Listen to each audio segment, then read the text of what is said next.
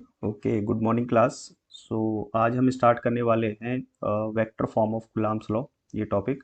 ठीक है, इस टॉपिक में आपका देखिए समझिए क्या होता है। जैसे नॉर्मली अभी तक जो हमने पढ़ा था कि दो पॉइंट चार्जेस अगर होते हैं, तो जैसे मान लीजिए Q1 और Q2, ठीक है, और वो एक दूसरे से इस r डिस्टेंस पर मौजूद होते हैं, तो ये एक दूसरे पर क्या लगाते हैं, फोर्स लगाते हैं। ठीक है, इस फोर्स का जो मैग्नीट्यूड होता है, मैग्नीट्यूड गिवन होता है इस फॉर्मूले से, K Q1 Q2 by r square. ठीक है, हम जानते हैं ये फॉर्मूला होता है K Q1 Q2 by r square. तो ये जो चीज़ होती है, ये फॉर्मूला केवल और केवल मैग्नीट्यूड बताता है। डायरेक्शन हम अंदाजे से निकालते हैं कि Q1 और Q2 को जो मिलाने वाली लाइन है, इस लाइन की सीध में आपकी डायरेक्शन होगी। ठीक है, लेकिन जब वेक्टर फॉर्म की बात आती है, तो वेक्टर फॉर्म क्या देता है, कंप्लीट वेक्टर फॉर्म में आंसर देता है। यानी वो मैग्नीट्यूड तो बताएगा ही बताएगा, जैसे K Q1 Q2 by r square, साथ ही साथ इसमें अटैच कर देगा कुछ आई जे के, इस तरीके से, है ना। इससे क्या पता चलता है कि डायरेक्शन किस तरफ को है फोर्स की, केवल आई है या आई जे दोनों है, इस तरीके से डायरेक्शन पता चलती है। तो देखो, सबसे पहले हम उसका फॉर्मूला लिखने की कोशिश करते हैं कि फॉर्मूला क्या होता है। तो फॉर्मूला देखिए कैसे लिखते हैं। हमें पता है मैग्नीट्यूड का फॉर्मूला ये होता है, ठीक है। अच्छा, एक बेसिक हमको पता होना चाहिए। वो बेसिक क्या चीज़ है कि किसी भी वेक्टर की अगर हम बात करते हैं, जैसे मान लीजिए वेक्टर ए है, ठीक है, तो वेक्टर क्या होता है, उसके मैग्नीट्यूड और उसकी डायरेक्शन का मल्टीप्लाई होता है। ठीक है, मैग्नीट्यूड और डायरेक्शन। जैसे फॉर एग्जांपल अगर किसी ने लिख दिया 3i कैप, तो इसमें मैग्नीट्यूड भी शामिल होता है और डायरेक्शन भी शामिल होती है। तो इसका मतलब जो कंप्लीट वेक्टर होता है, वो कंप्लीट वेक्टर कैसे बनता है, कंप्लीट वेक्टर बनता है आपका मैग्नीट्यूड और डायरेक्शन का मल्टीप्लाई करने के बाद। ठीक है, तो यही कॉन्सेप्ट हमें यहाँ पर अप्लाई करना है। ठीक, अब देखिए ये तो रहा magnitude K Q1 Q2 by r square. Vector form में लिखने के लिए हम क्या लिखते हैं, इस मैग्नीट्यूड को एज इट इज लिख देते हैं K Q1 Q2 by r square, साथ ही साथ में यहाँ पर एक डायरेक्शन लगा देते हैं। अब देखो डायरेक्शन क्या होती है, ध्यान से समझना। जैसे पहले वाले चार्ज को अगर आप ओरिजिन मान लो, ठीक है, ये पहला वाला चार्ज क्या है आपका, ओरिजिन, 0,0। तो ये जो Q2 रखा होगा, ये एक्स एक्सिस के अलोंग रखा होगा। ठीक है, और एक्स एक्सिस के अलोंग इस तरीके से समझिए कि Q2 यहाँ पर कहीं पर रखा हुआ है। तो ये वाली जो डायरेक्शन है, ये आर वेक्टर की डायरेक्शन है। ये तो आर तो क्या चीज़ है, मैग्नीट्यूड हो गया यहाँ से यहाँ तक की लेंथ। और इसके अलोंग डायरेक्शन को हम क्या लिखते हैं, डायरेक्शन को लिखते हैं आर कैप। ठीक है, कहने का मतलब अगर आप इस सीध में जा रहे हो, तो आप बोलोगे आप आर वेक्टर के अलोंग जा रहे हो। ठीक है, तो इसमें हम क्या लिखते हैं, अपना फोर्स को वेक्टर फॉर्म में लिखने के लिए हम इसमें K Q1 Q2 by r square, ये जो मैग्नीट्यूड आया है, इसको तो लिखते ही लिखते हैं, साथ ही साथ में एक यूनिट वेक्टर लगा देते हैं आर कैप। ठीक है, अब इसको कंप्लीट वेक्टर कैसे बनाया जाता है, K Q1 Q2 by r की पावर 2 इंटू आर नीचे लिख देते हैं, ठीक है, और इंटू आर ऊपर लिख देते हैं। ठीक है, ध्यान रखना ये आर क्या चीज़ है, आर कैप क्या चीज़ है, ध्यान रखना। सबसे पहले आर कैप है इधर की तरफ को जो डायरेक्शन है, इस डायरेक्शन को अगर कोई बोलेगा कि मुझे इधर को जाना है, कोई आदमी बोलता है मुझे इधर जाना है, तो वो बोलेगा मुझे आर कैप के अलोंग जाना है। ठीक है, तो ये आर कैप क्या रिप्रेजेंट कर रहा है, ये डायरेक्शन को रिप्रेजेंट कर रहा है।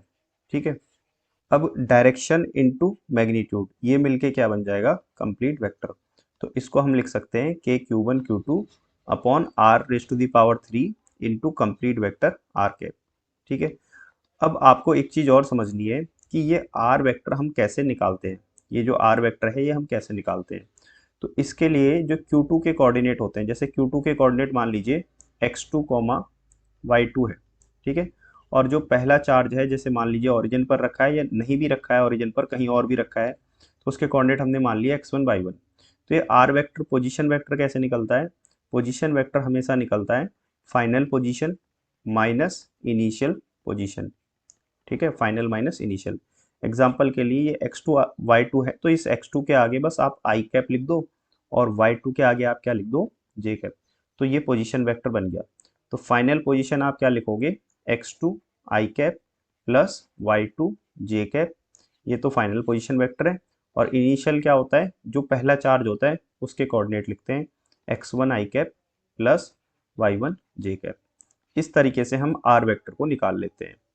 और मैग्नीट्यूड आर अगर हमें निकालना हो, तो आर कैसे निकलता है, आर निकलता है कॉफिशिएंट ऑफ आई का स्क्वायर प्लस कॉफिशिएंट ऑफ जे का स्क्वायर। और अगर के कोऑर्डिनेट है तो उसको भी। अब देखो ये तो मैंने फॉर्म लिख दी, ये आपकी कहलाती है वेक्टर फॉर्म। ठीक है, ये क्या कहलाती है आपकी वेक्टर फॉर्म। बट इसको थोड़ा न्यूमेरिकल में हम समझने की कोशिश करते हैं कि आर कैप कैसे निकालेंगे, आर कैसे निकालेंगे, ठीक है।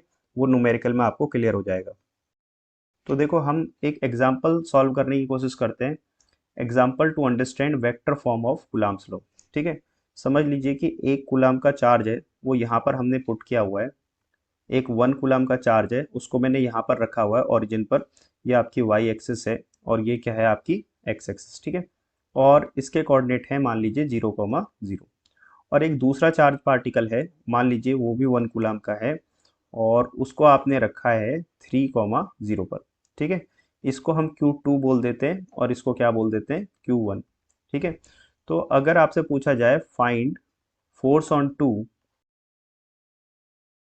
देखिए अगर आपसे पूछा जाए find force on charge Q2 due to charge Q1। ठीक है, जो Q2 है उस पर कितना फोर्स लगेगा, इस Q2 पर कितना फोर्स लगेगा, किसकी वजह से, Q1 की वजह से। हमें पता है इसकी वजह से फोर्स किधर को लगेगा, रिपल्शन फोर्स होगा तो प्लस एक्स एक्सिस की तरफ लगेगा। तो हम यहाँ पर पूछेंगे F2 1। ठीक है, force on two due to one. पढ़ेंगे कैसे इसको, force on two due to one. ठीक है, तो ये हम कैसे निकालते हैं, इसके लिए हम फॉर्मूला लिखेंगे सबसे पहले। F equal to K Q1 Q2 by r square into r cap. या तो आप ये फॉर्मूला लगा सकते हैं, या फिर आप क्या फॉर्मूला लगा सकते हैं, आप लगा सकते हैं K Q1 Q2 by r raise to the power 3 into r vector. ठीक है, तो अब इसमें अगर आप वैल्यू रखेंगे तो K आप जानते हैं 9 इंटू 10⁻⁹ होता है। ठीक है, और Q1 की वैल्यू अगर मैं आपसे पूछूं तो Q1 कितना कूलम है, यहाँ पर आप देख सकते हैं 1 कूलम हो गया, और Q2 कितना है, वो भी 1 है, upon r raise to the power 3 into r vector. अब ये दो चीज़ें क्या हैं जो हमें मालूम होनी चाहिए, what is position vector r. ठीक है, तो देखो आर होता है R2 - R1। ये R2 क्या चीज़ है, R2 है Q2 का पोजीशन वेक्टर। ठीक है, ये हम कैसे निकालेंगे, जैसे इसके कोऑर्डिनेट है 3, बस 3 के आगे आप आई लिख दो, और ये 0 है तो 0 के आगे आप क्या लिख दो, जे कैप। ये आपका निकल गया R2। बहुत सिंपल है निकालना।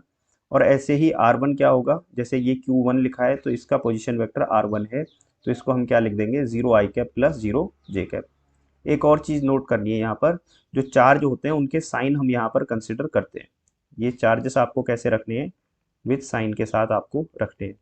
देखिए जो नॉर्मल फार्मूला होता है उसमें हम साइन नहीं लेते, लेकिन वेक्टर फॉर्म में हम साइन लेते हैं। ठीक है, ये ध्यान रखना है।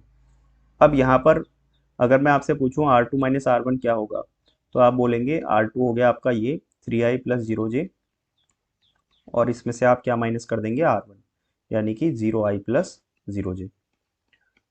और अगर किसी क्वेश्चन में इसके कोऑर्डिनेट गिवन है तो आप वो वैल्यू रख के आप माइनस कर सकते हैं। तो फाइनल आंसर आ गया आपका 3i कैप। ये आर वेक्टर की कंप्लीट वैल्यू आ गई। अगर आपसे पूछा जाए मैग्नीट्यूड निकालिए आर का। ठीक है, मैग्नीट्यूड कैसे निकलता है आर वेक्टर का, उसको हम आर से डिनोट करते हैं। कॉफिशिएंट ऑफ आई जो है उसका स्क्वायर। अब कॉफिशिएंट ऑफ जे तो यहाँ पर है नहीं, अदरवाइज हम उसका भी स्क्वायर करते, यहाँ नहीं है तो हमने 0 लिख लिया। और इसको ऐड करके प्लस करेंगे, है ना, मतलब स्क्वायर करके प्लस करेंगे, और फाइनल आंसर आपका क्या आ जाएगा, 3। तो इस वाले फॉर्मूले में हम वैल्यू पुट करेंगे 9 इंटू 10⁻⁹ अपॉन आर कितना आया हमारा, यहाँ पर देखो 3 आया है, तो 3 की पावर 3 इंटू, और ये आर वेक्टर क्या आया है आपका, आर वेक्टर आया है 3i, तो आप इसको लिख देंगे 3i कैप। ठीक है, अब इसको अगर आप सॉल्व करेंगे तो कितना आ जाएगा, 9 into 10⁻⁹ upon 3 into 3 into 3 cap. ठीक है, 3 से 3 कैंसिल आउट हो जाएगा, 3 3 जा 9 होता है, तो ये इसको कैंसिल आउट कर देंगे, यानी कि आपका आंसर कितना आ गया, 10⁻⁹ ठीक है। और अगर आप इसको डायरेक्ट भी करते सॉल्व, इस क्वेश्चन को अगर आप डायरेक्ट करते कि 1 कूलम का चार्ज 1 मीटर की डिस्टेंस पर, या 1 कूलम का चार्ज जो है आपका कितना, 3 मीटर की डिस्टेंस पर रखा है, और एक 3 मीटर की डिस्टेंस पर एक और चार्ज रखा है, तो इस पर कितना फोर्स लगेगा, तो आप डायरेक्ट बताते हैं आंसर K Q1 Q2 यानी 1 इंटू 1 अपॉन आर स्क्वायर, यानी कि 3 का स्क्वायर। तो यहाँ पर के की वैल्यू आप जानते हैं 9 इंटू 10⁹ होती है, और 3 स्क्वायर 9 हो गया, तो डायरेक्ट आंसर आपका क्या आ जाता, 10⁹9। और डायरेक्शन आप अंदाजे से बता देते कि प्लस एक्स डायरेक्शन में है तो आई कैप आप लिख सकते हैं। तो ये आंसर सेम आ रहा है जो हमारा अभी फाइनल आंसर आया इसके, ठीक है। लेकिन इतना बड़ा प्रोसेस हमने क्यों अपनाया, क्यों किया है, क्योंकि हमें वेक्टर फॉर्म को अप्लाई करना सीखना है, ठीक है। अब मान लीजिए एक और क्वेश्चन अगर मैं आपके सामने रखता हूँ कि find force acting on a charge 2 coulomb kept at 4,6 due to a charge 1 coulomb kept at 1,2, ठीक है। तो अब देखिए इसमें आपका बोल रहा है कि एक जो Q1 चार्ज है, find the force acting on A 2 coulomb charge kept 4,6, 2 coulomb per हमें फोर्स निकालना है, तो 2 कूलम का चार्ज हमारा हो जाएगा Q2। ऐसे ही मान लीजिए अंदाजे से Q2 यहाँ पर है और ये 2 कूलम का चार्ज है और इसके कोऑर्डिनेट कितने हैं, 4,6, ठीक है। ये आप देख रहे हैं 4,6 इसके कोऑर्डिनेट हैं किसके, 2 कूलम के, और इसी पर हमें फोर्स निकालना है, ठीक है। और किसकी वजह से निकालना है, due to a charge 1 coulomb. तो 1 कूलम का चार्ज जो होगा वो आपका Q1 हो जाएगा, और ये 1 कूलम का चार्ज आपका कहाँ पर रखा हुआ है, केप्ट एट 1,2। तो हमें इस बार Q2 पर फोर्स निकालना है, ठीक है। तो Q2 पर फोर्स निकालना है, देखिए वो कैसे आएगा। तो यहाँ पर कुछ चीज़ें मैं डिफाइन कर देता हूँ कि जैसे R2 है आपका, जिस पर फोर्स निकालना है उसी को हमेशा Q2 बोलना है, ठीक है। तो R2 आपका हो गया 4i प्लस 6j, ठीक है, इसके आगे ij लिख देना है। और जो आपका R1 हो जाएगा वो हो जाएगा 1i प्लस 2j, ठीक है। देखो जिस चार्ज पर फोर्स निकालना है, जैसे Q2 पर फोर्स निकालना है, तो उसके जो भी कोऑर्डिनेट होंगे उसको हम R2 बोलेंगे, ठीक है। और जिसकी वजह से निकालना है Q1 की वजह से, उसके कोऑर्डिनेट को हम क्या बोलेंगे, R1। और अगला काम हमारा क्या होता है, फाइंडिंग वेक्टर R। तो फाइंड वेक्टर R में हम कैसे निकालेंगे इसको, 4i, आप डायरेक्ट माइनस कर दो इस R2 में से R1, तो आपको मालूम है 4i में से 1i जाएगा तो क्या बचेगा, 3i, ठीक है। और ये 6j में से 2j जाएगा तो क्या बचेगा, 4j कैप, ठीक है। तो यहाँ पर आपका आंसर आ गया 3i प्लस 4j। अगर कोई पूछे इसका मैग्नीट्यूड क्या होगा वेक्टर का, तो मैंने आपको फॉर्मूला बताया था, जो कॉफिशिएंट ऑफ i है यानी 3, उसका स्क्वायर करो, प्लस जो कॉफिशिएंट ऑफ j है उसका स्क्वायर करो, ठीक है। तो ये आपको सॉल्व करने के बाद क्या मिलता है, 9 प्लस 16 यानी कि 25, इसका मतलब R की वैल्यू हो गई 5। अब हम अपना फॉर्मूला डायरेक्ट लगा देंगे, ठीक है। फॉर्मूला क्या कहता है हमारा, फोर्स ऑन 2 ड्यू टू 1, यानी सेकंड वाले चार्ज पर 1 की वजह से जो फोर्स आएगा वो क्या होगा, K Q1 Q2 by R raise to the power 3। एक डिफरेंस आपको नोट करना है, नॉर्मल फार्मूले में तो यहाँ पर R की पावर 2 होता है, पर यहाँ पर वेक्टर फॉर्म में R की पावर 3 है, और यहाँ कंप्लीट वेक्टर है। अगर आप 2 लिखेंगे तो R कैप लिखना पड़ेगा, बट उससे न्यूमेरिकल नहीं होगा। अगर आपको न्यूमेरिकल करना है तो यहाँ पर 3 लिखिए नीचे और ऊपर R। R और R कैसे निकालते हैं, वेक्टर R और स्मॉल r आपका सिंपल मैग्नीट्यूड, वो मैंने यहाँ ऊपर समझा दिया आपको, ठीक है। अब K की वैल्यू हमने पुट करी 9 इंटू 10⁻⁹, Q1 Q2 हमने पुट किया, Q1 Q2 क्या है आपका 1 कूलम और 2 कूलम, और अपॉन में हमने क्या पुट किया, R raise to the power 3। R क्या आया था हमारा, 5 आया था, तो 5 रेज टू द पावर 3, और यहाँ पर इंटू R लिखना है हमें वेक्टर, तो R वेक्टर हमारा क्या आया था, 3i प्लस 4j। तो ये हमारा फाइनल आंसर है, ठीक है। इसको चाहे तो हम सिंप्लीफाई करके और लिख सकते हैं, अदरवाइज हम यहाँ तक भी इसको रख सकते हैं। 9 इंटू 2 आपका हो गया 18 इंटू 10⁻⁹, और नीचे 5 का 5 से 3 बार मल्टीप्लाई 125 आप जानते हैं, और ये आपका हो गया 3i प्लस 4j, ठीक है। तो यहाँ तक आप लीव कर सकते हैं, ये आपका फाइनल आंसर हो जाएगा, ठीक है। तो उम्मीद है आपको वेक्टर फॉर्म समझ में आ गई होगी।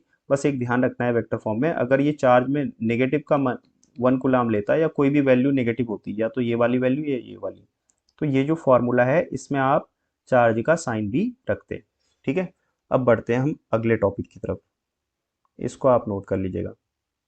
जैसे ये आप घर पे ट्राई कर सकते हैं, मैंने आपको एक क्वेश्चन लिखा है यहाँ पर, find the force acting on -2 coulomb charge, -2 coulomb charge kept at 4,6 due to 1 coulomb. मतलब जो पिछला क्वेश्चन है उसी को मैंने माइनस साइन लगा दिया है बस, find the force acting on. अब आपने ये देखना है कि फोर्स, ये दो वर्ड में अंडरलाइन कर रहा हूँ, फोर्स ऑन, ठीक है, इनको ध्यान देना है। मैंने क्या बोला है, फोर्स ऑन। किस पर फोर्स पूछा है, find the force on -2 coulomb charge, ये ध्यान देना है बस। तो जिस पर फोर्स पूछा है वही आपका Q2 है -2, उसको आप राइट साइड की तरफ लिख लीजिए, Q2 इक्वल टू -2। और ये -2 कहाँ पर कैप्ट रखा हुआ है, ये 4,6 पर है। तो ये 4,6 आपके R2 बन जाएंगे, वेक्टर R2, अगर हम इसके आगे आई कैप जे कैप लिख दें। अब आप समझ गए प्रोसेस क्या है। ड्यू टू का मतलब किसकी वजह से है, ड्यू टू 1 कूलम चार्ज। तो यहाँ पर जो Q1 है आपका, वो है आपका 1 कूलम चार्ज, ठीक है। और 1 कूलम चार्ज कहाँ पर रखा हुआ है आपका कोऑर्डिनेट, 1,2 पर, इसके पोजीशन हो गए 1,2। तो ये आपका हो गया R1, ठीक है। अब आप R1 आसानी से लिख सकते हैं, 1 के आगे आई कैप, 2 के आगे जे कैप। और R2 भी आप आसानी से लिख सकते हैं, 4 आई कैप 6 जे कैप। बस ध्यान ये रखना है, ये पिछले क्वेश्चन से अलग यहीं पर है कि क्योंकि Q2 का साइन दे रखा है। तो जब आप फॉर्मूला अप्लाई करेंगे तो इस फॉर्मूले में आपको Q1 Q2 साइन के साथ रखने हैं, विथ साइन रखना है ना, साइन यूज आपको करना है, और बाकी चीजें सेम कॉपी हो जाएंगी। तो आप देखेंगे यहाँ पर जो आपका आंसर आ रहा है, वो आंसर पहले जैसा ही होगा, बस एक माइनस का अंतर आ जाएगा। चलिए आप इसको ट्राई कीजिएगा। हम बढ़ते हैं नेक्स्ट टॉपिक पर। अब देखिए इसमें एक छोटा सा टॉपिक आता है, टाइप्स ऑफ चार्ज डिस्ट्रीब्यूशन, ये भी आपको मालूम होना चाहिए, ठीक है। तो चार्ज डिस्ट्रीब्यूशन क्या होता है, लीनियर चार्ज डिस्ट्रीब्यूशन, ठीक है। 3 टाइप के चार्ज डिस्ट्रीब्यूशन होते हैं, ये हमें सीखना है टॉपिक पे। देखो एक होता है पॉइंट चार्ज, जो हमने अभी तक की कहानी पढ़ी है वो पॉइंट चार्ज की है। पॉइंट चार्ज का मतलब आप ये समझो, छोटा सा चार्ज, एक बिंदु पर एक डॉट पर बैठा हुआ चार्ज है, वो पॉइंट चार्ज है, ठीक है। अब हम पढ़ेंगे फैला हुआ चार्ज, मतलब बिखरा हुआ चार्ज, जो चार्ज ऐसे फैल रखा है, बहुत सारा चार्ज, उसके बारे में हमें स्टडी करना है, ठीक है। अब देखो लीनियर चार्ज डिस्ट्रीब्यूशन क्या होता है, लीनियर का मतलब एक लाइन के अलोंग, लाइन के अलोंग चार्ज का डिस्ट्रीब्यूशन, या इसको लीनियर चार्ज डेंसिटी भी बोला जाता है, ठीक है। अब इसको समझते हैं। इसके लिए हम एक सिंबल यूज करते हैं, उस सिंबल को हम बोलते हैं लैम्डा, ठीक है, इससे रिप्रेजेंट करते हैं। जैसे अगर हमारे पास एक रॉड है, ठीक है, इस रॉड में से यहाँ से एक इलेक्ट्रॉन मैंने तोड़ा और तोड़ के बाहर फेंक दिया, है ना, इसको हमने रिमूव कर दिया। तो यहाँ पर क्या आ जाएगा, पॉजिटिव चार्ज आ जाएगा। एक और इलेक्ट्रॉन तोड़ा, बाहर फेंक दिया, तो यहाँ पर भी क्या आ जाएगा, आपका पॉजिटिव चार्ज आ जाएगा, ठीक है। तो अगर इस पूरी रॉड में से हम ऐसे इलेक्ट्रॉन्स को बाहर फेंकते रहें, या मान लीजिए बाहर से इलेक्ट्रॉन अगर दे रहे हैं, तब भी बात सही है। तो यहाँ पर नेगेटिव नेगेटिव नेगेटिव चार्ज आ जाएगा, जितने इलेक्ट्रॉन आप देते रहोगे। तो इसको हम कहते हैं कि हमने चार्ज को एक लेंथ के अलोंग दे दिया। देखो इस रॉड में क्या होता है, लेंथ होती है, रॉड की जो थिकनेस होती है ना, ऐसे थिकनेस, उसको हम क्या मानते हैं, नेग्लेजिबल मानते हैं, थिकनेस मानते ही नहीं है, ठीक है। और इसमें केवल हम क्या मानते हैं, लेंथ मानते हैं। तो मान लीजिए एक रॉड पर आपने ऐसे इलेक्ट्रॉन तोड़ तोड़ के बाहर निकाल दिए, तो उस पर प्लस प्लस चार्ज आ गया, ठीक है। इसको कहते हैं हमने चार्ज को लीनियरली, यानी लाइन के अलोंग डिस्ट्रीब्यूट करा दिया। अब मान लीजिए ये रॉड जो है, ये 10 मीटर की रॉड है, ठीक है, कितना मीटर है, 10 मीटर। आप ऐसे समझ लीजिए कि यहाँ से यहाँ तक 1 मीटर है, फिर यहाँ से यहाँ तक 1 मीटर है, ऐसे करते करते यहाँ पर कितने मीटर हो गया, 10 मीटर की ये रॉड है, ठीक है। तो अब मैं दोबारा इसको यहाँ पर ड्रॉ करके आपको बोल देता हूँ कि ये 10 मीटर की रॉड है, ठीक है। ये रॉड कितनी है, 10 मीटर की, और इस पर जो चार्ज है मान लीजिए 10 कूलम का चार्ज है, ठीक है। अब आपसे क्वेश्चन पूछा गया कि चार्ज अगर यूनिफॉर्म है, यूनिफॉर्मली डिस्ट्रीब्यूटेड है, यूनिफॉर्मली का मतलब ऐसा नहीं कि यहाँ पर प्लस प्लस ज़्यादा हो गया और यहाँ पर कम हो गया, इस साइड कम हो गया और ऊपर क्या हो गया, ज़्यादा, ये नॉन यूनिफॉर्म होता है, ऐसा नहीं है, यूनिफॉर्म है चार्ज, ठीक है। तो आपको ये बताना है कि अगर चार्ज यूनिफॉर्म है, तो ये बताइए 1 मीटर रॉड पर, 1 मीटर पर कितना चार्ज मौजूद है, उसी को हम लीनियर चार्ज डेंसिटी लैम्डा कहते हैं। दोबारा सुनो, 10 मीटर की रॉड है, 10 कूलम चार्ज है, तो बताओ 1 मीटर पे कितना चार्ज मौजूद है। तो चार्ज प्रेजेंट ऑन 1 मीटर क्या होगा, उसको ही हम लैम्डा कहते हैं। उसके लिए हम टोटल चार्ज को टोटल लेंथ से डिवाइड कर देते हैं, ठीक है। तो टोटल चार्ज है आपका 10 कूलम का, और ये 10 कूलम चार्ज कितनी लेंथ में फैला हुआ है, पूरी रॉड पर, और पूरी रॉड कितने की है, 10 मीटर की। तो इसका मतलब हो गया 1 कूलम पर 1 मीटर, यानी 1 मीटर रॉड पे 1 कूलम का चार्ज है, समझ लो इसको। 1 मीटर पे 1 कूलम होगा, फिर अगले मीटर पे 1 कूलम, फिर अगले मीटर पे 1 कूलम, तो 10 मीटर पे कितना कूलम हो जाएगा, 10 कूलम का चार्ज हो जाएगा। ठीक है, तो इसी को लैम्डा कहते हैं। और निकालते कैसे, ये इसका फॉर्मूला बन गया। ठीक है, lambda equal to q by l. अब हम जाते हैं अगले चार्ज डिस्ट्रीब्यूशन की तरफ। तो अगला चार्ज डिस्ट्रीब्यूशन है सरफेस चार्ज डिस्ट्रीब्यूशन। अगर हम किसी सरफेस पर चार्ज को डिस्ट्रीब्यूट कर दें, ठीक है, तो सरफेस चार्ज डिस्ट्रीब्यूशन इस तरीके से होगा, जैसे कोई रॉड होगी, उसमें से हमने क्या किया, एक रॉड नहीं लेंगे, इसमें एक सरफेस टाइप का लेंगे, है ना, प्लेट टाइप का। इसमें से इलेक्ट्रॉन को तोड़ तोड़ के हम अगर बाहर निकाल रहे हैं पूरे एरिया से, मतलब इसमें एरिया इंक्लूड होगा। अगर हम एरिया से इलेक्ट्रॉन को ऐसे तोड़ तोड़ के बाहर निकाल दें, तो एरिया पर ऐसे क्या आ जाएगा, प्लस प्लस आ जाएगा। ठीक है, अब समझने के लिए समझो कि ये एरिया जो है, ये एरिया आपका 10 मीटर स्क्वायर एरिया है। कहने का मतलब इस पूरे रेक्टेंगल का एरिया कितना है, 10 मीटर स्क्वायर। ठीक है, और इस पर जो चार्ज आपने दे रखा है, वो चार्ज आप कुछ भी एज्यूम कर लो। मान लो 10 कूलाम का चार्ज है, इस पूरे सरफेस पर कितना चार्ज है, 10 कूलाम, और एरिया कितना है, वो भी 10 मीटर स्क्वायर है। ठीक है, इसको समझ लो। तो अब हम क्या करेंगे, हम ये देखेंगे कि how much charge is present on 1 metre square. 1 metre square area पर कितना चार्ज प्रेजेंट है, उसी को सरफेस चार्ज डेंसिटी कहते हैं। इसके लिए जो हम सिंबल इस्तेमाल करते हैं वो होता है सिग्मा। क्या बोलते हैं इसको, सिग्मा। ठीक है, तो सिग्मा इस्तेमाल हम करेंगे इसके लिए। सिग्मा कैसे निकालते हैं, सिग्मा निकालने के लिए टोटल चार्ज को टोटल एरिया से डिवाइड करेंगे। देखो, डिवाइड तो चार्ज को ही कर रहे हैं, पिछली बार भी चार्ज को डिवाइड किया था। पहले क्या था, चार्ज के अपॉन में लेंथ थी। चार्ज जिस जगह फैला हुआ है, अगर उसमें लेंथ है तो लेंथ से डिवाइड करो, एरिया है तो एरिया से डिवाइड करो। बस एरिया से डिवाइड करोगे तो जो आंसर आएगा उसको लैम्डा बोलने की बजाय हम सिग्मा बोलेंगे। ठीक है, तो चार्ज मान लीजिए मैंने जानबूझ के कितना ले रखा है, 10 कूलाम। अलग अलग क्वेश्चन में अलग अलग वैल्यू होगी। तो 10 कूलाम को आप किससे डिवाइड कर देंगे, एरिया से। मान लीजिए एरिया आपको गिवन है, ये सब गिवन होगा, तो आपका आंसर आ गया 1 कूलाम पर 1 मीटर स्क्वायर। अब देखो, याद रखना है ये चीज़ें, ये क्वेश्चन ऐसे डायरेक्ट नहीं आएंगे कि चार्ज को एरिया से डिवाइड करके आंसर बताओ। ठीक है, आप समझदार हो। इसमें आपका क्या आता है कि इसमें आपको बेसिकली आप ये समझ लीजिए कि जो आपके कॉम्प्लेक्स टॉपिक हैं, ठीक है ना, जो आपके टॉपिक्स हैं उसमें ये कॉन्सेप्ट हम यूज़ करने वाले हैं। ठीक है, इसको आगे आने वाले टॉपिक में ये वैल्यूज़ यूज़ होंगी, जैसे लेमडा हो गया, सिग्मा हो गया, ठीक है ना, और आपका वॉल्यूम हो गया। ये सारी चीज़ें हम क्या करेंगे, यूज़ करेंगे कॉन्सेप्ट। ठीक है, डायरेक्ट क्वेश्चन इस पर नहीं आएंगे, ये ध्यान आपको रखना है। चलो अब आगे बढ़ जाते हैं अगली वैल्यू पर। अगला और लास्ट टॉपिक है अभी का, वो है वॉल्यूम चार्ज डिस्ट्रीब्यूशन। ठीक है, तो वॉल्यूम चार्ज डिस्ट्रीब्यूशन को हम किससे नोट करते हैं, रो से। अब रो की वैल्यू हम क्या लिखते हैं, जैसे मान लीजिए एक वॉल्यूम गिवन है, नाम से क्लियर है, इस बार हमारे पास वॉल्यूम अवेलेबल होगा, यानी स्फेयर। और उस स्फेयर में से मैंने इलेक्ट्रॉनों को ऐसे तोड़ तोड़ के बाहर निकाल दिया। ये नॉन कंडक्टिंग वॉल्यूम होता है। अब ये नॉन कंडक्टिंग क्यों लिया है, ये भी आप समझ लीजिए। नॉन कंडक्टिंग का मतलब ये होता है कि अगर कंडक्टर होता तो कंडक्टर के अंदर चार्ज बैठा नहीं रह सकता। वो अगर जैसे, अभी आपको मैं थोड़ी देर में समझाऊंगा ये चीज़ कैसे होती है। अगर मान लीजिए आपने इलेक्ट्रॉन यहाँ से तोड़ के बाहर फेंक दिया, तो इस वॉल्यूम पर क्या चार्ज आ जाएगा, प्लस। तो ऐसे इलेक्ट्रॉन आपने जगह जगह से तोड़ के बाहर निकाल के फेंक दिए, तो इस पूरे स्फेयर पर कैसा चार्ज आ जाएगा, पॉजिटिव पॉजिटिव चार्ज आ जाएगा। ठीक है, अब यहाँ पर एक कन्फ्यूज़न ये हो सकता है, अगर आपने पढ़ाई की होगी तो कंडक्टर के सरफेस सरफेस पर ही चार्ज रहता है, अंदर नहीं जा सकता। ये प्रॉपर्टी भी हम समझेंगे आने वाले टॉपिक्स में कि अंदर चार्ज क्यों नहीं जा सकता, लेकिन सरफेस सरफेस पर ही चार्ज रहता है।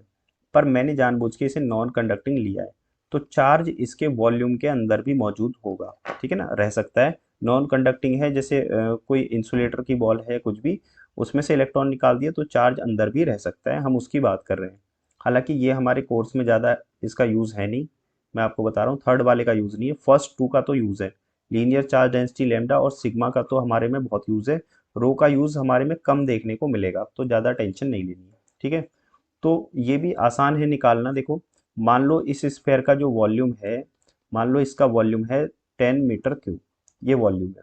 ठीक है, स्फेयर का वॉल्यूम कैसे निकलता है, 4/3 पाई r क्यू से। अगर रेडियस आपको मालूम होगी तो आप क्या निकाल सकते हैं, इसका वॉल्यूम। तो वॉल्यूम आपको गिवन है, मान लो आपने निकाल दिया। और चार्ज जो इस पे मौजूद है वो भी किसी ने बता दिया, चार्ज बता दिया भाई, इस पे 10 कूलम का चार्ज है। तो किसी ने पूछा कि 1 मीटर क्यूब, छोटी सी जगह 1 मीटर क्यूब में कितना चार्ज बैठा होगा, how much charge is present on 1 metre cube. ठीक है। तो उसके लिए बहुत अच्छा तरीका यही है कि आप टोटल चार्ज को टोटल वॉल्यूम से क्या कर दीजिए, डिवाइड कर दीजिए। जैसे 10 कूलम का चार्ज है, वो 10 मीटर के ऊपर बेस्ड है ना, 10 मीटर के ऊपर फैला हुआ है। तो 1 कूलम चार्ज ही होगा जो 1 मीटर के ऊपर डिस्ट्रीब्यूटेड होगा। तो यही हमारा आंसर हो गया, रो की वैल्यू 1 हो गई, है ना। रो इक्वल टू क्या आ गया, 1, 1 कूलम पर मीटर क्यूब। तो ये चीज़ें निकालना आसान है आपके लिए। अब लास्ट टॉपिक की तरफ हम बढ़ते हैं। देखो, अब ये जो तीन हमने चार्ज के डिस्ट्रीब्यूशन पढ़े थे, लैम्डा, सिग्मा और रो, ठीक है ना। ज़्यादातर मैंने बोला लैम्डा और सिग्मा ही हम यूज़ लेंगे इस चैप्टर में। इसके बेस पर जो क्वेश्चन है वो मैं अब आपको बता रहा हूँ। अब देखिए, एप्लीकेशन अगर हम करें तो इन तीनों का एप्लीकेशन क्या है, जो मैंने बोला डायरेक्ट क्वेश्चन इन तीनों पे नहीं आएगा। तो एप्लीकेशन इन पे क्वेश्चन फिर बनते क्या है। अब इन पे इंटीग्रेशन वाले कुछ क्वेश्चंस हमारे बनते हैं, ठीक है, इंटीग्रेशन बेस्ड क्वेश्चन। जिसमें क्या होगा कि चार्ज आपका एक जगह नहीं बैठा होगा, ये जैसे पॉइंट चार्ज नहीं है, ये आर का आप देख रहे हैं, इस पर चार्ज ऐसे फैला हुआ है। और इस पे प्लस प्लस कैसे आया होगा, जैसे यहाँ से एक इलेक्ट्रॉन को तोड़ के बाहर को फेंक दिया होगा, यहाँ से एक इलेक्ट्रॉन को तोड़ के बाहर फेंक दिया होगा, ये ज़्यादा इलेक्ट्रॉनों को, तो आप समझ पा रहे हैं इस पे चार्ज आ गया, ठीक है। तो ये हो गया आपका force due to half ring. Topic का नाम क्या हो गया, force due to half ring. मतलब आपके पास एक आधी रिंग है, इसकी वजह से सेंटर चार्ज पर क्या फोर्स लगेगा, ठीक है। कंप्लीट रिंग में इसलिए नहीं पूछते क्योंकि जैसे मान लीजिए रिंग है और इसमें पूरे में चार्ज यूनिफॉर्मली डिस्ट्रीब्यूटेड है, और अगर आपसे पूछा जाए कि भाई ये जो प्लस चार्ज है ये सेंटर पर बैठे चार्ज को किधर खींचेगा, तो ये वाला प्लस क्या करेगा या किधर रिपेल करेगा, ये वाला लेफ्ट वाला प्लस इसको राइट फेंकेगा, तो राइट वाला प्लस इसको लेफ्ट की तरफ फेंकेगा। ऊपर वाला प्लस इसको नीचे फेंकेगा, तो नीचे वाला प्लस इसको कहाँ फेंकेगा, ऊपर। तो कुल मिला के जो नेट फोर्स होगा सेंटर पर जीरो होगा। तो क्वेश्चन उस पर पूछा ही नहीं जाता क्योंकि वो आंसर तो जीरो ही आना है, ठीक है। तो क्वेश्चन किस चीज़ पे पूछा जाता है आपका, कि अगर रिंग आपकी हाफ है ना, चार्ज आपका यूनिफॉर्मली डिस्ट्रीब्यूटेड है और रिंग है, तब कितना फोर्स होगा। देखो, अगर एक सिंपल पॉइंट चार्ज होता यहाँ पर, जैसे प्लस क्यू होता, तो इस प्लस क्यू की वजह से इसके ऊपर आप आराम से फोर्स निकाल लेते। मान लीजिए रिंग की रेडियस आर है, तो आप क्या कहते, k q 1 q 2 by r square. जो कुलाम्स लॉ है वो केवल वैलिड है पॉइंट चार्ज के लिए। कुलाम्स लॉ का मतलब ये, इस फॉर्मूले को ही लॉ कहते हैं। देखो, चीज़ों की क्लैरिटी रखो, k q 1 q 2 by r square, ये जो फॉर्मूला है, फॉर्मूले को फॉर्मूला ना बोल के अब हम एक वर्ड यूज़ कर रहे हैं, लॉ, ठीक है। आप फॉर्मूला ना बोलिए, लॉ बोलिए। जो कुलाम्स का लॉ है यानी कुलाम्स का फॉर्मूला, ये केवल पॉइंट चार्जेस के लिए वैलिड है, ठीक है ना, पॉइंट चार्जेस के लिए वैलिड है। या पर ये कुलाम्स लॉ वैलिड नहीं है आपका डिस्ट्रीब्यूटेड चार्ज, इस तरीके से जो आपके डिस्ट्रीब्यूटेड चार्ज होंगे उनके लिए वैलिड नहीं है, ठीक है। मतलब इसमें आप ये फॉर्मूला नहीं लगा सकते, k q 1 q 2 by r square. आप समझ रहे होंगे मैं क्या कह रहा हूँ। तो अब हम इसको कैसे सॉल्व करते हैं, ठीक है। देखिए, इसके लिए हम थोड़ा इंटीग्रेशन अप्रोच लगाते हैं, कि मान लेते हैं कि यहाँ से थीटा एंगल पर एक छोटी सी एलिमेंट को हम डी थीटा विड्थ बोल देते हैं, ठीक है। थीटा एंगल पर एक छोटा सा एलिमेंट क्या है, डी थीटा, इतना। अब आप माइंड में ये रखिए कि केवल आपके पास क्या है, ये पूरी आर्क होने की बजाय, ये जैसे पूरी आर्क है, इसकी बजाय केवल इतना ही चार्ज मौजूद है। चार्ज केवल इतने ही पोर्शन में मौजूद है, पूरे में मौजूद नहीं है। और दूसरा चार्ज यहाँ पर बैठा हुआ है। तो इस प्लस क्यू चार्ज से इस स्मॉल प्लस क्यू पर कितना फोर्स लगेगा वो आपको बताना है, ठीक है ना। तो ये देखिए आप कैसे फाइंड आउट करेंगे। इसके लिए हमने क्या किया है यहाँ पर, देखिए मैंने आपके लिए एक छोटी सी चीज़ यहाँ पर ड्रॉ की है, कि देखिए इस पूरी रिंग को ना, ये जो पूरी रिंग है, यहाँ पर आप देख पा रहे हैं ये जो पूरी रिंग है, इसको छोटे छोटे पार्ट्स में हमें ब्रेक करना है, ठीक है। ऐसे छोटे छोटे पार्ट्स में क्या करना है, ब्रेक करना है। और केवल एक छोटे से टुकड़े की बात करनी है, इस एलिमेंट की जो यहाँ पर हाईलाइटेड है, इस एलिमेंट की। आप ये सोचो कि ना इससे लेफ्ट में रिंग है, केवल यही एक एलिमेंट है, ना इससे लेफ्ट की कोई रिंग है, ना इससे राइट में कोई रिंग है, ठीक है, बाकी सब गायब है। केवल एक छोटे से एलिमेंट के बारे में सोचो जो हाईलाइटेड है। इस छोटे से एलिमेंट पर चार्ज कितना होगा, इस पर चार्ज मौजूद होगा बहुत कम, ठीक है। और वो चार्ज होगा, charge equal to length into linear charge density, ठीक है। Length into linear charge density. देखो लेमडा इक्वल टू क्या होता है, फॉर्मूला क्यू बाई एल, ये हमने किया। तो यहाँ पर इस लेमडा को अगर एल से मल्टीप्लाई कर दे, मतलब लेंथ का मल्टीप्लाई लीनियर चार्ज डेंसिटी से कर दे, तो चार्ज आ जाता है। यहाँ पर इसमें हमें गिवन ये है कि लेमडा की वैल्यू गिवन है, इस रिंग पर कितना चार्ज मौजूद है 1 मीटर लेंथ पर, मतलब इसकी 1 मीटर लेंथ पर कितना चार्ज मौजूद है ये गिवन है। जैसे मान लीजिए 1 मीटर पर 2 कूलम का चार्ज मौजूद है, तो ये डेटा हमें गिवन होता है क्वेश्चन में कि 1 मीटर लेंथ पर कितना चार्ज मौजूद है। मान लीजिए वो value lambda coulomb per metre है। ठीक है, तो यहाँ पर इस छोटे से एलिमेंट पर कितना चार्ज होगा। ठीक है, उसके लिए हमने कंसिडर किया कि ये जो एलिमेंट है यहाँ से थीटा एंगल पर मौजूद है। ठीक है, और इसकी जो विड्थ है, एंगुलर विड्थ, वो है डी थीटा, मतलब इसकी जो ये जो एंगल सबटेंड कर रहा है वो डी थीटा है। अब ये वाली रेडियस इसकी रिंग की आर है। ठीक है, तो हमें इस छोटे से ट्रायंगल में हमें मालूम है angle equal to arc upon radius. ठीक है, एंगल इक्वल टू क्या होता है, आर्क अपॉन रेडियस। तो इससे हम सॉल्व करेंगे, तो एंगल यहाँ पर आपको दिख रहा है डी थीटा, और आर कितनी है इसकी, आर की लेंथ हमें निकालनी है। ठीक है, और रेडियस कितना है इस सर्कल की, सेमी सर्कल की, वो है आर। तो यहाँ से आर की वैल्यू क्या आ जाएगी आपकी, वो आ जाएगी आर डी थीटा। तो जो इस एलिमेंट की लेंथ है वो लेंथ निकल के आपकी कितनी आ गई, ये फॉर्मूला हमने अप्लाई किया था एल इंटू लेमडा, तो लेंथ निकल के कितनी आ गई आर डी थीटा, और इसकी linear charge density lambda given है। ठीक है, तो इसको हम छोटा सा चार्ज यहाँ पर मान के चल रहे हैं। अब ये छोटा सा चार्ज इस प्लस के ऊपर किधर को फोर्स लगाएगा, नीचे को। देखो, जब एक छोटा सा चार्ज ऊपर रखा हो कोई और एक नीचे चार्ज रखा हो, तो इस पर वो किस डायरेक्शन में फोर्स लगाएगा, इस चीज में फोर्स लगाएगा। और वो फोर्स की वैल्यू क्या होती है, k Q1 Q2 by r square, ये फॉर्मूला होता है। तो यही फॉर्मूला हमें यहाँ पर अप्लाई करना है। ठीक है, जो ये हाईलाइटेड वाला एलिमेंट है ये नीचे को कितना फोर्स लगाएगा, ये फोर्स लगाएगा F इक्वल टू के Q1, यानी इस एलिमेंट का चार्ज, वो चार्ज कितना है आर डी थीटा लेमडा, के Q1 इंटू Q2 ये वाला चार्ज है, upon r square, r square का मतलब ये। तो ये तो छोटा सा फोर्स है जो इस एलिमेंट पर, इस चार्ज पर नीचे को लगेगा। छोटा फोर्स हमने इसलिए बोला क्योंकि ये छोटा सा एलिमेंट है जो इस पर फोर्स लगा रहा है नीचे को, और भी बहुत सारे एलिमेंट हैं, बहुत सारा चार्ज है, वो चार्ज भी नीचे की तरफ को फोर्स लगाएगा। ठीक है, तो एक डायग्राम और हमने ड्रॉ किया है, उससे समझते हैं इसको। ठीक है, इस डायग्राम में आप समझ सकते हैं कि ये जो एलिमेंट है ये हमारा इस प्लस क्यू चार्ज पर, इस वाले हाईलाइटेड चार्ज पर, इस प्लस क्यू पर इधर को फोर्स लगा रहा है डीएफ। ठीक है, और इस डीएफ की वैल्यू हम निकाल चुके हैं ऑलरेडी। डीएफ की वैल्यू आपकी क्या होगी, के क्यू वन यानी इस एलिमेंट का चार्ज, और इस एलिमेंट का चार्ज क्या था, linear charge density into length, length का मतलब हो गया आर डी थीटा। ठीक है, तो यहाँ पर के क्यू वन का मतलब are d theta into lambda, ये पहला चार्ज हो गया, इंटू देखो ये वाले एलिमेंट का चार्ज क्या है आर डी थीटा लेमडा, और Q2 क्या है, इसका charge k Q1 Q2 upon r square. R square का मतलब इनके बीच का जो ये गैप है आर। ठीक है, तो ये के Q1 Q2 by r square, ये तो डी एफ की वैल्यू है। अब आप समझो, जैसे एक एलिमेंट ये रहा, तो इसके कॉरस्पॉन्डिंग एक और छोटा सा एलिमेंट होगा इस तरफ को।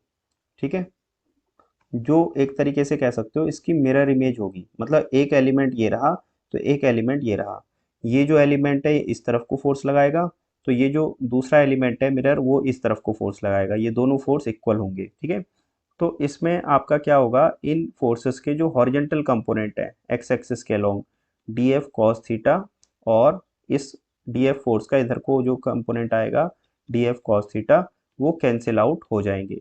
नीचे को केवल फोर्स क्या बचेगा, वो बचेगा डी एफ साइन थीटा। ये आपका टोटल फोर्स आने वाला है, कितना आने वाला है total force, D F sine theta. ठीक है, तो ये डी एफ की वैल्यू हमने कैलकुलेट कर ली। तो हम यहाँ पर नेट फोर्स निकालते हैं। Net force on charge plus Q, ये किधर को होगा, इन डाउनवर्ड डायरेक्शन में होगा। ठीक है, डाउनवर्ड डायरेक्शन, और इसकी वैल्यू क्या होगी, इसकी वैल्यू हो जाएगी F net equal to d F sine theta. ठीक है, और तो यहाँ पर मैं एफ नेट को सॉल्व करके दिखाता हूँ आपको क्या एक्सप्रेशन आ रहा है। इन सारे डी एफ को हमें ऐड करना है, तो ये वैल्यू हो जाएगी आपकी k r d theta lambda into small q upon r square into sine theta. अब देखो साइन थीटा को हम यहाँ पर साइन थीटा ही रहने देते हैं, कोई वैल्यू इसकी पुट नहीं कर रहे हैं। अब देखो के small are capital R square, sorry ये भी कैपिटल आर, ये कैपिटल आर, लेमडा क्यू, ये सब कांस्टेंट है, तो ये आ जाएंगे इंटीग्रेशन के बाहर, k r lambda q by r square, और इंटीग्रेशन के अंदर रह जाएगा केवल साइन थीटा डी थीटा। ठीक है, तो साइन थीटा का इंटीग्रेशन क्या होता है, देखो इस एक आर से ये आर की पावर कैंसिल होगी तो सिंगल आर रह गया। साइन थीटा का इंटीग्रेशन हो जाएगा आपका माइनस का कॉस थीटा। थोड़ा सा बेसिक आपको पता होना चाहिए। ठीक है, अब आप थीटा की लिमिट कहाँ से कहाँ तक रखोगे, देखो जो फर्स्ट एलिमेंट है, फर्स्ट एलिमेंट आपका यहाँ कहीं पर होगा, ठीक है, सेकंड एलिमेंट यहाँ पर होगा, जैसे ये रहा थर्ड एलिमेंट, ये फोर्थ, और लास्ट एलिमेंट यहाँ पर आएगा। तो जो फर्स्ट एलिमेंट आएगा उसके लिए अगर मैं एंगल की बात पूछूं तो उसके लिए एंगल थीटा हो जाएगा 0 डिग्री। जैसे एंगल आपको लग रहा है कुछ बढ़ते जा रहा है ना, तो यहाँ पर फर्स्ट एलिमेंट के लिए एंगल क्या होगा, वो होगा 0 डिग्री। और जो लास्ट एलिमेंट होगा उसके लिए ये एंगल पूरा अगर आप मेजर करेंगे तो ये पूरा एंगल कितना हो जाएगा, 180 डिग्री। तो थीटा की लिमिट आ जाएगी theta equal to 0 degree to theta equal to 180 degree. इस रेंज में सारे एलिमेंट कवर हो जाएंगे। तो यहाँ पर हमारा आंसर आने वाला है k lambda q by r into, negative sign को हमने इसको बाहर रख लिया, कॉस में पहले हम अपर लिमिट रखते हैं कॉस 180, फिर हम लोअर लिमिट रख रहे हैं कॉस 0। कॉस 180 की वैल्यू कितनी होती है, ये हो गई आपकी -1, कॉस 0 की वैल्यू 1, और ये आ गया k q lambda by r negative sign के साथ। तो सॉल्व करोगे तो ये आ जाएगा 2 k lambda by r into small q. तो ये आपका फोर्स का फाइनल एक्सप्रेशन आ गया। ठीक है, चलिए आज हम यहीं तक रखते हैं। इस डेरिवेशन को आप दोबारा से एक बार कोशिश कीजिएगा दोबारा से करने की। ठीक है, नेक्स्ट क्लास में हम चार्ज डिस्ट्रीब्यूशन की वजह से ही कुछ और हम फोर्स के एक्सप्रेशन या इलेक्ट्रिक फील्ड के एक्सप्रेशन निकालेंगे। ठीक है, चलिए आज के लिए इतना ही, थैंक यू।